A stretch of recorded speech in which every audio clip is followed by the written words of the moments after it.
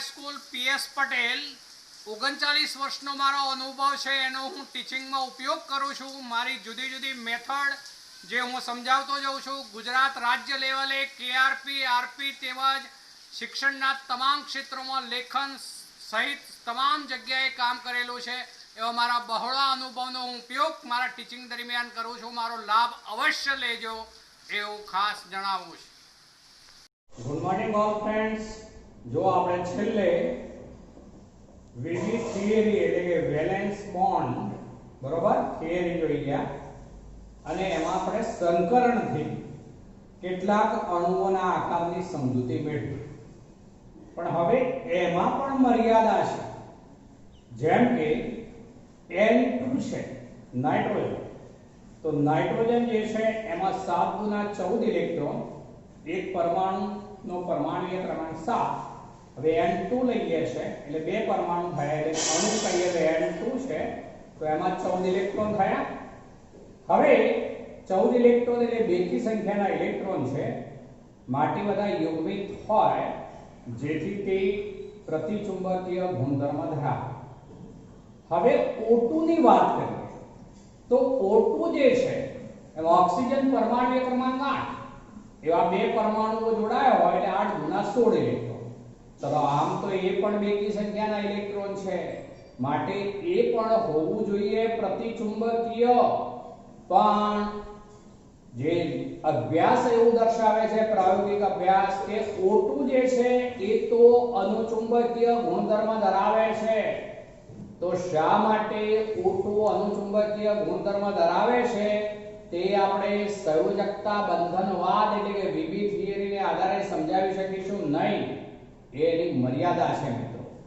માટે હવે ક્વોન્ટમ યાંત્રિકી સિદ્ધાંત પર આધારિત બીજો સિદ્ધાંત જેને આપણે શરૂઆતમાં કહ્યું તો યાદ કરી લો, આણ્વીય કક્ષકવાદ એમો થિયરી, મોલેક્યુલર ઓર્બિટલ થિયરી ઉપર આવીએ છે મિત્રો। આણ્વીય કક્ષકવાદ, આણ્વીય કક્ષકવાદ, આણ્વીય કક્ષકવાદ જેને એમઓ થિયરી કહેવાય, મોલેક્યુલર ઓર્બિટલ એમઓ થિયરી તરીકે ઓળખાતી હોય છે। મોલેક્યુલ્સ એટલે અણુ અને ઓર્બિટલ્સ મોલેક્યુલ એમઓ થિયરી એટલે આ મોલેક્યુલ્સ ઉપરથી m છે અને આ ઓર્બિટ ઉપરથી o છે। ચલો હવે આણ્વીય કક્ષકવાદ જે છે એની રજૂઆત કરનાર જે વૈજ્ઞાનિક હતા એમાં એક છે એફ હુન્ડ અને બીજું છે આરએસ મુલિકેન। બે વૈજ્ઞાનિક કયા કયા? તો વૈજ્ઞાનિક લખું છું, જોજો વૈજ્ઞાનિક, તો એમાં એક છે એફ હુન્ડ, એફ હુન્ડ, હુન્ડ। ચલો એફ હુન્ડ છે અને બીજો વૈજ્ઞાનિક છે એનું નામ છે આરએસ મુલિકન, આરએસ મુલિકન, મુલિકન। આ વૈજ્ઞાનિકોએ આણ્વીય કક્ષકવાદની રજૂઆત કરી હતી મિત્રો। ચલો હવે આણ્વીય કક્ષકવાદ એ શું છે તેની વાત ઉપર આવીએ।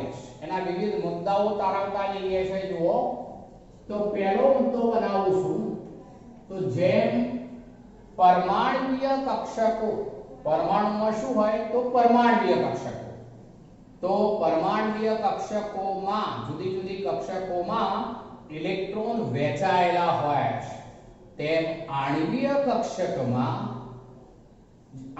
આણ્વીય કક્ષકવાદ મુજબ અણુની કક્ષકો એટલે આણ્વીય કક્ષકો તેમાં પણ ઇલેક્ટ્રોન જુદી જુદી આણ્વીય કક્ષકોમાં વહેંચાયેલા હોય છે અથવા ગોઠવાયેલા હોય છે। તો આ પહેલો મુદ્દો બનાવ્યો આપણે। ફરીથી બોલું છું, જેમ પરમાણુમાં પરમાણ્વીય કક્ષકો જે હોય એમાં જે ઇલેક્ટ્રોન હોય એ વહેંચાયેલા હોય, તો આણ્વીય કક્ષકવાદ મુજબ અણુની જે કક્ષકો હોય એ આણ્વીય કક્ષકો કહેવાય। તેની અંદર તેના ઇલેક્ટ્રોન વહેંચાયેલા હોય એટલે કે ગોઠવાયેલા હોય। તો આ પહેલો મુદ્દો બનાવ્યો મિત્રો। ચલો બીજો મુદ્દો બનાવીએ છે। જુઓ તો એમાં આપણે એવું કહીશું કે જે પરમાણ્વીય કક્ષકોની ઊર્જા લગભગ સમાન હોય અને સમમિતિ સમાન હોય તેવી જ પરમાણ્વીય કક્ષકો આ રીતે ભાગ લઈ શકે અને આણ્વીય કક્ષકોની રચના કરશે. ચલો ફરીથી બોલું છું. સમાન લગભગ સમાન ઊર્જા લગભગ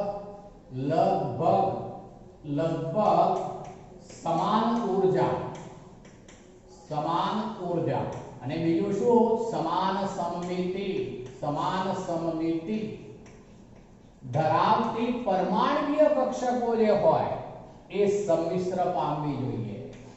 પરમાણ્વીય કક્ષકોના સંમિશ્રણથી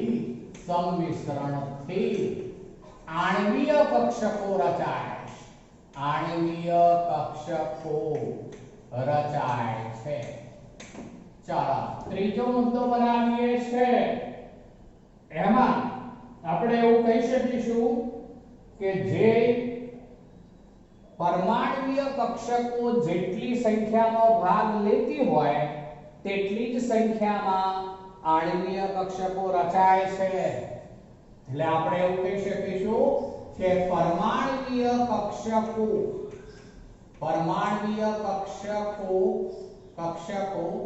જેટલી સંખ્યામાં, અહીંયા સંખ્યાની વાત છે, સંખ્યામાં સંમિશ્ર થાય તેટલી જ સંખ્યામાં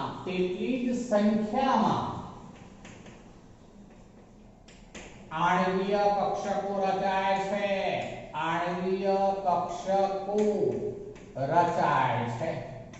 ચલો સંખ્યા એટલી જ હોય. માનો કે બે પરમાણ્વીય કક્ષકો સંમિશ્રણ પામતી હોય તો આણ્વીય કક્ષકો પણ બે જ બને. એટલે સંખ્યા સમાન હોવી જોઈએ. ચાલો ચોથી વાત કરીએ છીએ હવે. તો એમાં પરમાણ્વીય કક્ષકમાં જે ઇલેક્ટ્રોન હોય એ પરમાણુના કેન્દ્ર એટલે એક જ કેન્દ્ર દ્વારા અસર પામેલા હોય. જ્યારે અણુની અંદર ઘણા બધા પરમાણુઓ હોઈ શકે, બે કે બેથી વધુ પરમાણુ કેન્દ્રો હોઈ શકે, માટે અણુના ઇલેક્ટ્રોન જે છે એ બહુકેન્દ્રીય એવો શબ્દ વપરાય. બહુકેન્દ્રીય અસર ધરાવે છે. પરમાણુમાં શું હોય? એક કેન્દ્રીય. પરમાણુના ઇલેક્ટ્રોન જે છે એ એક કેન્દ્રીય કહેવાય. એક કેન્દ્રીય એટલે એક જ કેન્દ્ર દ્વારા અસર પામેલા હોય. જ્યારે અણુના ઇલેક્ટ્રોન એ બહુકેન્દ્રીય એવો શબ્દ વપરાય. કારણ કે અણુની અંદર હંમેશા બે કે બેથી વધારે પરમાણુઓ હોય. જેટલી સંખ્યાના પરમાણુઓ હોય એટલા કેન્દ્રો હોય. એ બધા જ કેન્દ્રોની અસર હેઠળ ઇલેક્ટ્રોન આવશે. માટે બહુકેન્દ્રીય અસર ધરાવે છે એવું કહેવાશે. ચાલો આગળ મુદ્દો બનાવીએ છીએ આપણે. તો એમાં આપણે એવું લઈએ છે કે જે આણ્વીય કક્ષકો રચાશે તે પરમાણ્વીય કક્ષકો જે છે એમાંથી રચાય છે. જે પૈકી કેટલીક કક્ષકો જે છે એમની ઊર્જા પરમાણ્વીય કક્ષકોની ઊર્જા કરતા ઓછી હોય એવી આણ્વીય કક્ષકોને બંધકારક આણ્વીય કક્ષકો કઈ કહેવાય? તો બંધકારક. અહીંયા શબ્દો બરોબર યાદ રાખજો. બંધકારક આણ્વીય કક્ષકો તરીકે ઓળખાય. બરોબર? કઈ બંધકારક? તો જેમની ઊર્જા ઓછી હોય. બે મુદ્દા હું સાથે જોડી દઉં છું. ઊર્જા ઓછી હોય. બંને પરમાણ્વીય કક્ષકો કરતા આવી આણ્વીય કક્ષકો જે હોય એમની ઊર્જા ઓછી હોય એ બંધકારક કહેવાશે. જ્યારે બીજી કહેવાય એ અબંધકારક અથવા તો બંધ પ્રતિકારક. એવા શબ્દો પણ વપરાય. બંધ પ્રતિકારક એવો શબ્દ કરીએ છે. બંધ પ્રતિકારક આણ્વીય કક્ષકો જે હોય તેમની ઊર્જા એ બંને પરમાણુય કક્ષકોની ઊર્જા કરતા વધુ હોય. હવે એને લીધે શું થવાનું તે કહું છું. બંધકારક આણ્વીય કક્ષકોની ઊર્જા ઓછી હોવાને કારણે તેમાં ઇલેક્ટ્રોન પહેલા દાખલ થવાના. ઇલેક્ટ્રોન દાખલ થતી વખતે આઉટબાઉન્ડનો સિદ્ધાંત, એ જ રીતે પૌલી નિષેધનો સિદ્ધાંત અને ગુણના મહત્તમ પ્રમાણના નિયમનું પાલન થશે જ. જેમ પરમાણુમાં ઇલેક્ટ્રોન દાખલ થતી વખતે એ બધા નિયમોનું પાલન થાય, તેમ આમાં પણ પહેલા શામાં ઇલેક્ટ્રોન દાખલ થવાના? તો બંધકારક આણ્વીય કક્ષકોમાં, કારણ કે એની ઊર્જા ઓછી છે. ત્યારબાદ વધુ ઇલેક્ટ્રોન હોય ત્યારે બંધ પ્રતિકારક આણ્વીય કક્ષકોમાં ઇલેક્ટ્રોન દાખલ થવાના. બરોબર? માટે બંધકારક આણ્વીય કક્ષકો જે છે એમાં બંને કેન્દ્રોની વચ્ચે ઇલેક્ટ્રોન ઘનતા વધે. બંધકારક આણ્વીય કક્ષકોમાં બંને કેન્દ્રો વચ્ચે ઇલેક્ટ્રોન ઘનતા વધે. ઇલેક્ટ્રોન ઘનતા શબ્દ વાપરીએ છે, ઘનતા વધે. જ્યારે બંધ પ્રતિકારક એટલે બંધનો વિરોધ કરે એવો અર્થ થાય. બંધ પ્રતિકારક જે આણ્વીય કક્ષકો હોય એવા બંને કેન્દ્રો વચ્ચે ઇલેક્ટ્રોન ઘનતા કહીએ તો એ ઘટે. ઇલેક્ટ્રોન ઘનતા એટલે ઇલેક્ટ્રોન સંખ્યા એ ઘટે, પેલામાં વધે આવે. અને તેને લીધે આ બંધકારક આણ્વીય કક્ષકો જે છે એના દ્વારા બંને કેન્દ્રો આમ આકર્ષાય એટલે બંધ મજબૂત બને. માટે બંધકારક શબ્દ એટલા માટે છે. જ્યારે આમાં બંને કેન્દ્રો વચ્ચે ઇલેક્ટ્રોન ઘનતા ઘટી જાય માટે બે કેન્દ્રો જે છે ઉપરથી અપાકર્ષણ થવાની શક્યતા વધી જાય, જેને કારણે બંધ બનાવવાનો વિરોધ કરે એવો શબ્દ છે. બંધ પ્રતિકારક એટલે બંધનો વિરોધ કરે માટે બંધ પ્રતિકારક આણ્વીય કક્ષકો કહેવાશે. ચાલો, અહીંયા બધી જ કક્ષકોમાં ઇલેક્ટ્રોન દાખલ કરીએ ત્યારે આઉટબાઉન્ડના નિયમ, એ જ રીતે પૌલી નિષેધનો સિદ્ધાંત અને ગુણના મહત્તમ પ્રમાણના નિયમનું પાલન થશે. આણ્વીય કક્ષકોમાં ઇલેક્ટ્રોન દાખલ થાય ત્યારે શું થશે? તો ત્રણેય નિયમો કયા? તો આઉટબાઉન્ડ, પછી બીજો કયો યાદ કરી લો, તો એમાં પૌલી નિષેધ, અને ત્રીજો કયો? તો હુન્ડનો સ્પિન ગુણકતાનો નિયમ. હુન્ડનો સ્પિન ગુણકતા ના નિયમનું પાલન થાય છે.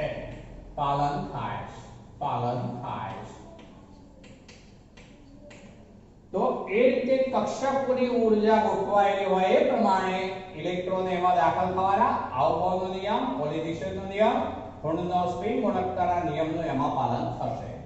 તો આપણે આ આણ્વીય કક્ષકવાદ મુજબ કેટલીક શરતો બનાવી એવું આપણે કહી શકીએ. કેટલીક શરતો બનાવી એવો અર્થ થશે મિત્રો. આપણે પહેલી શરત એ થઈ કે પરમાણુની પરમાણ્વીય કક્ષકોના સંમિશ્રણથી આણ્વીય કક્ષકો રચાશે. બીજી શરત એ થઈ કે લગભગ સમાન ઊર્જા અને સમાન સમમિતિ ધરાવતી પરમાણ્વીય કક્ષકો હોય ત્યારે તેમના સંમિશ્રણથી આણ્વીય કક્ષકો રચાય. ત્રીજું છે જેટલી સંખ્યામાં પરમાણ્વીય કક્ષકો સંમિશ્રણ પામતી હોય તેટલી જ સંખ્યામાં આણ્વીય કક્ષકો રચાશે. પરમાણુના ઇલેક્ટ્રોન એ માત્ર એક જ કેન્દ્ર દ્વારા અસર પામે એટલે એક કેન્દ્રીય કહેવાય.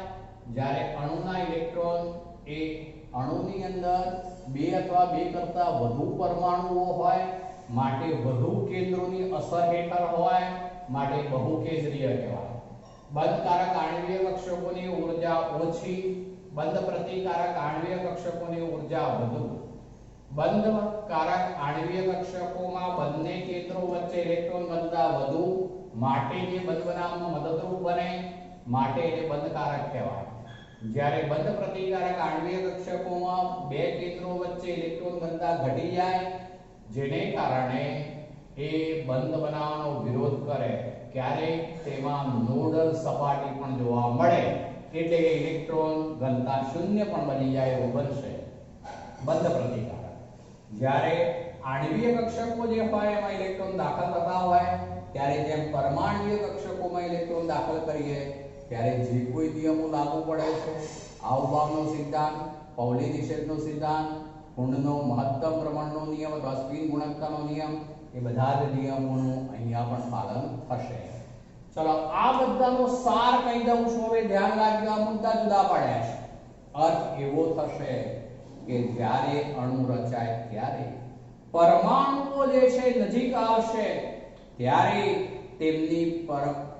તેમની સમાન ઊર્જા, લગભગ સમાન ઊર્જા અને સમાન સમમિતિ ધરાવતી પરમાણ્વીય કક્ષકો એકબીજામાં સંમિશ્ર પામી તેટલી જ સંખ્યામાં આણ્વીય કક્ષકોની રચના કરે છે, જે પૈકી અડધી સંખ્યાની કક્ષકો જે છે એમની ઊર્જા જે તે પરમાણ્વીય કક્ષકોની ઊર્જા કરતા ઓછી, જ્યારે બાકીની અડધી કક્ષકો હોય તેમની ઊર્જા પરમાણ્વીય કક્ષકોની ઊર્જા કરતા વધુ હોય.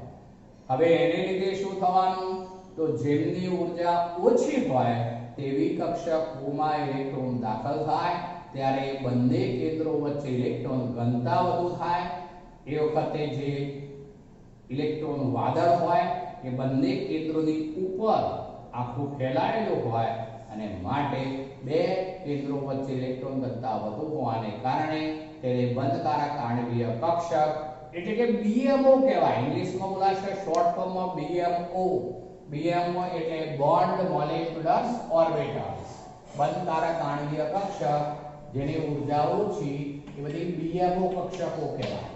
જ્યારે બંધ પ્રતિકારક કક્ષક જેની ઊર્જા વધુ હોય તે બધી ABMO કહેવાય. Anti bond molecular orbitals. ચલો BMO એટલે બોન્ડ મોલેક્યુલર ઓર્બિટલ્સ એટલે બંધકારક આણ્વીય કક્ષક. જ્યારે આ એન્ટી બોન્ડ મોલેક્યુલર ઓર્બિટલ એટલે કે બંધ પ્રતિકારક આણ્વીય કક્ષક જેમની ઊર્જા વધુ હોય માટે સ્થાયી રહી શકશે નહીં. એમાં બે કેન્દ્રો વચ્ચે ઇલેક્ટ્રોન ઘનતા વધુ હોય એટલે બંધ બનાવવાનો વિરોધ કરે. ચલો હવે અર્થ એવો થયો કે બે પરમાણ્વીય કક્ષકો સંમિશ્રણ પામતી હોય તો નવી બે આણ્વીય કક્ષકો બને. એ પૈકી એકની ઊર્જા બે પરમાણ્વીય કક્ષકોની ઊર્જા કરતા ઓછી, માટે એ ઓછી ઊર્જા વાળી બંધ બનાવવામાં મદદરૂપ બને, માટે એને BMO કહેવાય, બંધકારક આણ્વીય કક્ષક.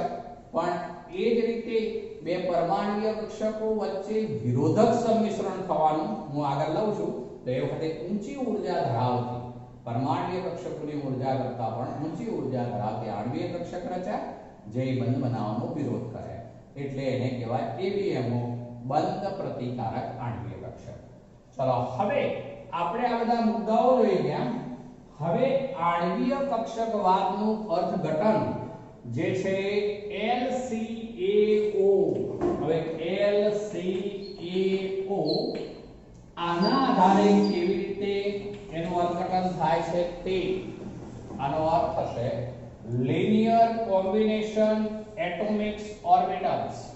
ફરીથી બોલું છું, linear combination atomics અને orbitals એટલે અર્થ એવો થાય પરમાણ્વીય કક્ષકોનું રૈખિક સંગઠન. એનું ગુજરાતી થયું પરમાણ્વીય કક્ષકોનું રૈખિક શબ્દ છે રૈખિક રૈખીય રૈખિક સંગઠન.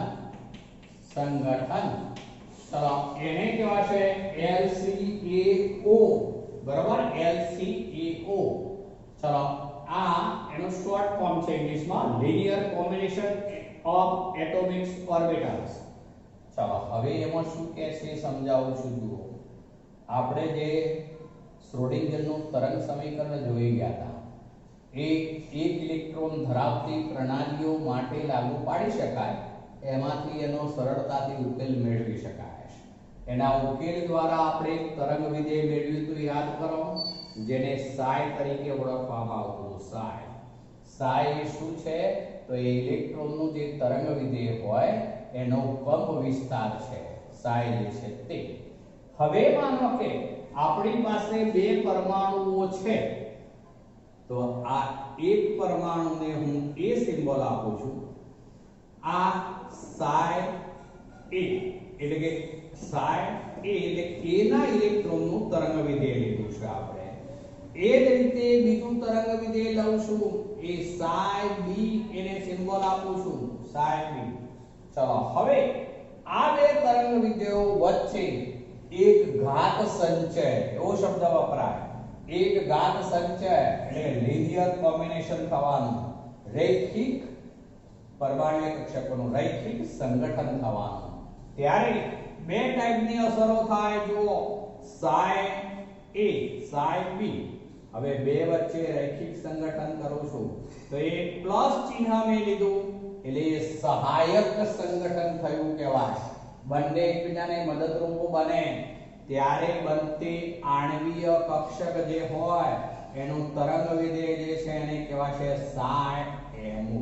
psi MO એટલે કે અણુની કક્ષકનું તરંગ વિધેય. આ બંને પરમાણ્વીય કક્ષકોમાં રહેલા ઇલેક્ટ્રોનના તરંગ વિધેયો છે.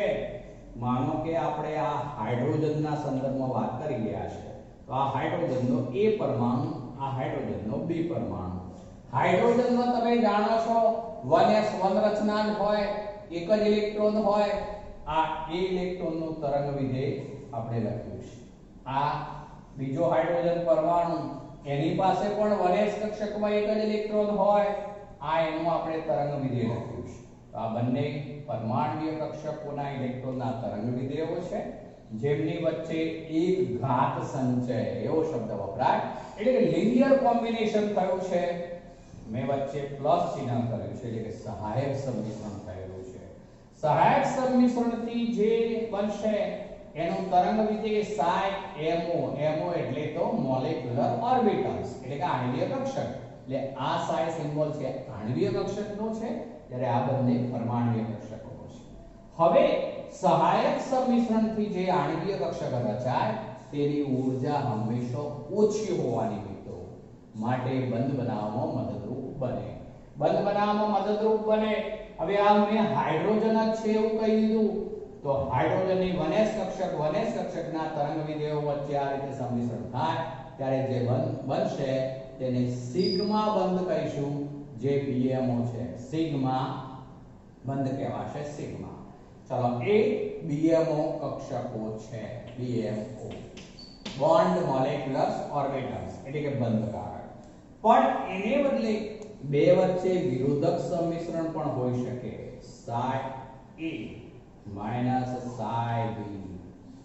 બે તરંગ વિધેયો વચ્ચે વિરોધક સંમિશ્રણ. હવે તમને એક સવાલ થાય, સહાયક સંમિશ્રણ અને વિરોધક સંમિશ્રણ એટલે શું? તો જુઓ, સમજાવ્યું છે મેં. આગળ આવું તમને. આ એક તરંગ છે, માનો કે આ રીતે આગળ વધી રહ્યું છે.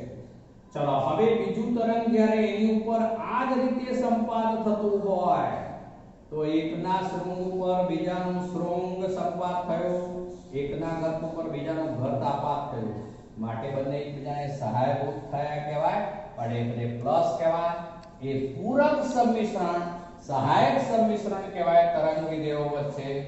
એ વખતે નીચી ઊર્જા બનવાની માટે એને BMO બંધકારક આણ્વીય કક્ષક કહીશું, જેને સિગ્મા સિમ્બોલથી એટલા માટે ઓળખાવ્યું કે હાઇડ્રોજનની 1s કક્ષકના તરંગ વિધેયો વચ્ચેનું સંમિશ્રણ છે એવું આપણે કહી શકીએ. એ psi MO લીધું. ચલો, બે વચ્ચે વિરોધક સંમિશ્રણ થયું હોય એટલે માઈનસ ચિહ્ન. એક કોને કહીશું? તો જુઓ, એમાં આવું હોય મિત્રો. આ માનો કે તરંગ છે. હવે બીજું તરંગ જે છે એની ઉપર આ રીતે સંપાત થતું હોય. ચલો, આ એક ઘાત સંચય થયો. જુઓ, તો આ બંને એકબીજાની અસરને શું કરે? તો નાબૂદ કરશે. બંને એકબીજાની અસરને નાબૂદ કરે એટલે વધુ ઊંચી ઊર્જા ધરાવતું તરંગ વિધેય બને, જેને કહીશું psi સ્ટાર MO. સ્ટાર એટલે ઊંચી ઊર્જા એવો અર્થ કરીશું. સ્ટાર એટલે ઊંચી ઊર્જા. સ્ટાર ન હોય ત્યારે નીચી ઊર્જા. સ્ટાર ન હોય ત્યારે BMO, સ્ટાર હોય ત્યારે ABMO. તો હવે આ પણ જે છે સિગ્મા જ કહેવાય, પણ એના ઉપર સ્ટાર નિશાની આવશે મિત્રો. સિગ્મા સ્ટાર એને કહેવાશે ABMO. તો આ રીતે બે તરંગ વિધેયો કોઈ પણ હોય, આ જનરલ લીધા છે આપણે અત્યારે, તો તેમની વચ્ચે સહાયક સંમિશ્રણ થાય ત્યારે નીચી ઉર્જાવાળી BMO કક્ષક બને, જે બંને પરમાણ્વીય કક્ષકો કરતા નીચી ઉર્જા હોય તેનું તરંગ વિધેય ψMO. જે માનો કે હાઇડ્રોજન હોય તો વનેસ કક્ષકોના ઇલેક્ટ્રોનના તરંગ વિધેયો હોય એટલે એને સિગ્મા કહીશું. બે વચ્ચે વિરોધક સંમિશ્રણ ત્યારે માઈનસ કહીશું. ત્યારે ઊંચી ઉર્જા ધરાવતી આણ્વીય કક્ષક રચાય માટે તેને ABMO કહેવાય. એન્ટી બોન્ડ્સ મોલેક્યુલર ઓર્બિટલ એટલે કે બંધ પ્રતિકારક આણ્વીય કક્ષક. ઉર્જા વધુ છે એટલે ઉપર સ્ટાર નિશાની ψ*MO કહેવાય, જેને સિગ્મા સ્ટાર તરીકે ઓળખાશે.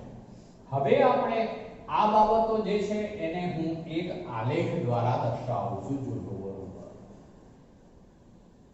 ચલો અહીંયા આપણે આવું લઈએ.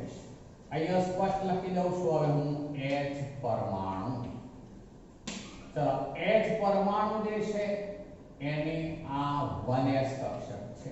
1s કક્ષક જેની પાસે એક જ ઇલેક્ટ્રોન છે, યાદ રાખો. ચલો અહીંયા આપણે બીજો H પરમાણુ લીધો. આ બીજો H પરમાણુ. ચલો એની પણ 1s કક્ષક હોય, એની અંદર પણ એક ઇલેક્ટ્રોન છે. ચલો આ બંને સ્વતંત્ર H પરમાણુઓ છે, તેમની ઉર્જા સહિત મેં કક્ષકોમાં રહેલા ઇલેક્ટ્રોન દર્શાવ્યા છે. એટલે આ પરમાણ્વીય કક્ષકો છે, બંને આજુબાજુ લખી છે તેમની વચ્ચે એક ઘાત સંચય લિનિયર કોમ્બિનેશન એટલે કે રૈખિક સંગઠન બે રીતે થશે. ચલો બે વચ્ચે જ્યારે આવું બને, બે વચ્ચે જ્યારે આવું બને, બે વચ્ચે પૂરક સંમિશ્રણ થાય, સહાયક સંમિશ્રણ થાય, સહાયક સંમિશ્રણ ત્યારે જે બનતી આણ્વીય કક્ષક, હવે અહીંયા બતાવું છું. આ આણ્વીય કક્ષક રચાય. આ આણ્વીય કક્ષક જે છે એને આમ તો જનરલ કહીએ તો એ ψMO તરંગ વિધેય કહેવાય. તરંગ વિધેય કહું તો ψM. આ બંનેના તરંગ વિધેય પણ મારે લખવા હોય તો આવું લખાય ψ, બરોબર. અને આ પેલો હાઇડ્રોજન પરમાણુ અથવા તો E છે. ચલો આ પણ ψ, પણ હવે સાથે હું આ 1s પણ જોડી દઉં છું. ચલો ψ1s અને E કહીશું, અને આ ψ1sB છે, બીજો પરમાણુ. તો આ જે બની ગયું એ કહેવાય છે ψMO, પણ એને આપણે σ1s તરીકે ઓળખીશું. σ1s બંધકારક આણ્વીય કક્ષક છે σ1s, જેને બીજી રીતે શું કહેવાય તો BMO બોન્ડ મોલેક્યુલર ઓર્બિટલ્સ. ચલો હવે આ સહાયક સંમિશ્રણથી બન્યું માટેની ઉર્જા બંને પરમાણ્વીય કક્ષકો કરતા ઘટી છે. આ ઉર્જા ઉપર જઈએ એમ વધે એવો અર્થ થાય. અહીંયા ઉપર જઈએ એમ ઉર્જા શું થાય તો વધે, ઉર્જા વધે, ઉર્જા વધે એવું કહી દઉં છું. ચલો તો અહીંયા આપણે ઉર્જા બે પરમાણ્વીય કક્ષકોની હોય એના કરતા આ નીચી ઉર્જાવાળી છે માટે એને BMO કહીશું. ચલો બે વચ્ચે વિરોધક સંમિશ્રણ થાય, વિરોધક સંમિશ્રણ થાય ત્યારે આવું બનવાનું મિત્રો. ચલો એમાં જે બનવાની એ ઊંચી ઉર્જા ધરાવતી આવી કક્ષક બનવાની. ઊંચી ઉર્જા ધરાવતી એનો તરંગ વિધેય જે છે એને શું કહેવું પડશે આપણે તો ψ*M, બરોબર. એને કહેવું પડે બીજી રીતે ABMO છે, ABMO anti bonds molecular orbital. પણ હવે એને આ રીતે આપણે લખીએ તો કહેવું પડશે σ*1s. જો આ σ1s બોલાય ત્યારે પેલી σ*1s. સ્ટાર એટલે શું? ઊંચી ઉર્જાવાળી. એ ક્યારે બને? વિરોધક સંમિશ્રણથી. બે પરમાણ્વીય કક્ષકો વચ્ચે વિરોધક સંમિશ્રણ થાય ત્યારે બંને પરમાણ્વીય કક્ષકોની ઉર્જા કરતા ઉર્જામાં શું થઈ ગયું? વધારો. માટે એ જે બની ગઈ anti bonds molecular orbital ψ*MO નું તરંગ વિધેય છે, જે અહીંયા હાઇડ્રોજન પરમાણુઓ જ હોવાથી તેને આપણે સિગ્મા સ્ટાર 1s તરીકે ઓળખીશું. બરોબર મિત્રો? ચલો હવે ચલો તો આ રીતે વચ્ચે લખીએ અણુની કક્ષકો કહેવાય મિત્રો. એટલે H2 અણુ કહેવાય. આણ્વીય કક્ષકો છે. આણ્વીય કક્ષકો. આજુબાજુ છે કઈ છે? પરમાણ્વીય કક્ષકો. આ પરમાણ્વીય કક્ષકો. પરમાણ્વીય કક્ષક. આ બાજુ વાળી પણ પરમાણ્વીય કક્ષક. પરમાણ્વીય કક્ષક. બરોબર? વચ્ચે વાળી આણ્વીય કક્ષક. અહીંયા એક H, પેલો બીજો H, H2 અણુ કહેવાશે. હવે આપણે આ બે કક્ષકો બનાવી દીધું. બે પરમાણ્વીય કક્ષકો વચ્ચે લિનિયર કોમ્બિનેશન થયું. રૈખિક સંગઠન થવાથી કેટલી જ સંખ્યામાં એટલે કે નવી બે બની જે આણ્વીય કક્ષકો છે. એ પૈકી અડધાની ઊર્જા પરમાણ્વીય કક્ષકોની ઊર્જા કરતા ઓછી જે BMO કહેવાય. અડધાની ઊર્જા પરમાણ્વીય કક્ષકોની ઊર્જા કરતા વધુ જેને ABMO કહેવાય. બરોબર? ચાલો અહીંયા હાઇડ્રોજન હાઇડ્રોજન જ હોવાથી વચ્ચે બને H2 અણુ કહીશું. માટે તરંગ વિધેયની રીતે ψMO અને ψ*MO એવું બોલાશે. પણ હાઇડ્રોજન જ હોવાથી આ સિગ્મા 1s અને પેલું સિગ્મા સ્ટાર 1s એવું કહેવાશે.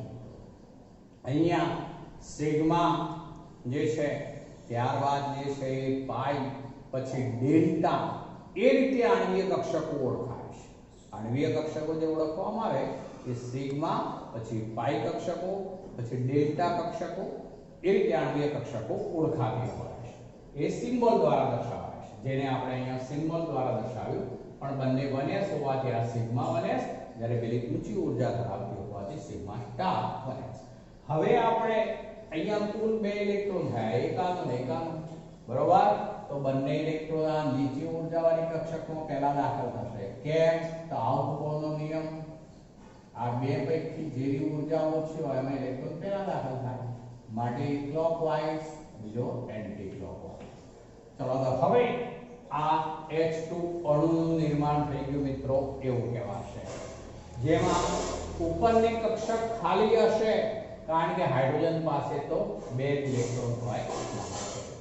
હવે જોજો આમાં આગળ ઉપર આપણે આવું આવશે એનો બંધ ક્રમાંક શોધો. હવે એ બાબત પણ સાથે સમજાવી દેવા માંગુ છું. બંધ ક્રમાંક માટે આવું છે જે આપણે આમાં આગળ ઉપર આવે છે.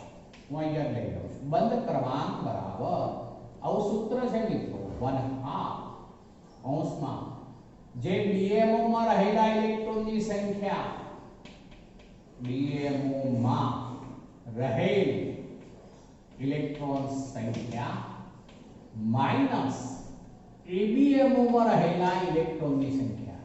ABMO માં રહેલ ઇલેક્ટ્રોન સંખ્યા. ચલો હવે આપણે આને લાગુ પાડીએ તો બંધ ક્રમાંક બરાબર 1/2 કૌંસમાં BMO માં કેટલા ઇલેક્ટ્રોન છે તમારી જાતે ગણો. BMO એટલે બંધકારક, તો એમાં 2 ઇલેક્ટ્રોન, તો અહીંયા લખાશે 2. પછી માઈનસ ABMO માં રહેલા ઇલેક્ટ્રોનની સંખ્યા, તો ABMO સંપૂર્ણ ખાલી છે એટલે 2 - 0. ચલો 2 - 0 અને આ 1/2 છે, 2 ઉડી જવાના, બરાબર શું થઈ જવાનું? તો 1. તો H2 અણુનો બંધ ક્રમાંક, H2 નો બંધ ક્રમાંક 1 એટલે કે H-H1 છે. 2 પરમાણુ વચ્ચે બંધ એ H-H છે કવર થશે. તો આપણે H2 અણુનું નિર્માણ લીધું. માનો કે બીજું ઉદાહરણની સાથે હું સમજાવી દેવા માંગુ છું. હિલિયમ લેવું હોય તો શું થાય એ સમજાવું છું, ધ્યાન રાખજો.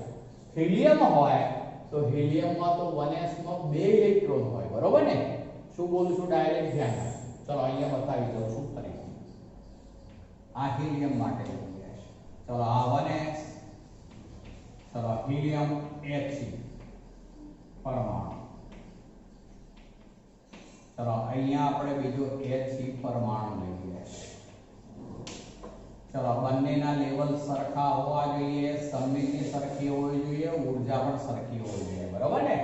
ચલો બે વચ્ચે સહાયક અથવા પૂરક સંમિશ્રણ. નીચી ઉર્જાવાળી આણ્વીય કક્ષક, બરોબર, બે વચ્ચે વિરોધક સંમિશ્રણ, ઊંચી ઉર્જાવાળી આણ્વીય કક્ષક, વચ્ચે અણુની કક્ષકો બનાવી એવું કહેવાશે મિત્રો. ચલો આ જે છે એ અણુની કક્ષક બનાવી દીધી આપણે, બરોબર.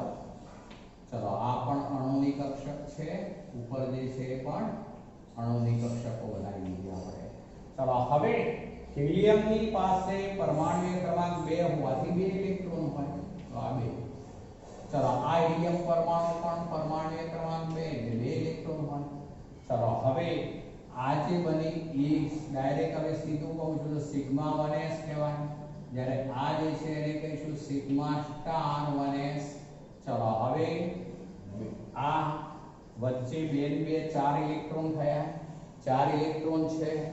પહેલા આ જ કક્ષકમાં ઇલેક્ટ્રોન પહેલા દાખલ થાય કારણ કે VMO છે, માટે આ પહેલો ઇલેક્ટ્રોન, આ એન્ટી ક્લોકવાઇઝ બીજો ઇલેક્ટ્રોન, હજુ 2 બાકી રહ્યા કારણ કે અહીંયા કુલ 4 છે, માટે આ ત્રીજો ઇલેક્ટ્રોન, આ ચોથો ઇલેક્ટ્રોન, બરોબર. ચલો વચ્ચે વાળો આમ તો શું કહેવાય He2 અણુ, પણ હવે આપણે સાબિત કરવા માંગીએ છીએ He2 અણુ શક્ય નથી. આમ તો હિલિયમ ઉમદા વાયુ છે, ઉમદા વાયુઓ જે છે એમનો અષ્ટક પૂર્ણ હોય છે પરમાણુઓમાં, માટે તે પરમાણુઓ અન્ય પરમાણુ સાથે સંયોજવાનું પસંદ નહીં કરે, માટે અહીંયા તે બીજા પરમાણુ સાથે જોડાઈ શકે નહીં, માટે H2 અણુ શક્ય નથી. કેમ શક્ય નથી એ સાબિત કરીએ છીએ હવે જોજો. તો એમાં આપણે બંધ ક્રમાંક શોધીએ. તો બંધ ક્રમાંક બરાબર 1/2 કૌંસમાં BMO માં ઇલેક્ટ્રોન, તો આ BMO કહેવાય, જે સ્ટાર ન હોય એ BMO. તો એમાં કેટલા ઇલેક્ટ્રોન છે તો 2 BMO માં ઇલેક્ટ્રોન માઈનસ. ચલો ABMO માં ઇલેક્ટ્રોન, ABMO માં 2 એટલે 2 - 2 થયું જુઓ મિત્રો. ચલો 2 - 2 એટલે 0 થઈ ગયો, તો એ બંધ ક્રમાંક 0. ચલો બંધ ક્રમાંક 0 એટલે અર્થ એવો થયો કે હિલિયમના 2 પરમાણુઓ વચ્ચે 0 બંધ. હિલિયમના 2 પરમાણુ વચ્ચે 0 બંધ એટલે શું થાય? અર્થ શું થાય? તો આ 2 જોડાઈ શકે જ નહીં, માટે He2 અણુ શક્ય નથી. He2 અણુ શક્ય નથી એવું આપણે આ આણ્વીય કક્ષકવાદને આધારે સાબિત કરી દીધું મિત્રો.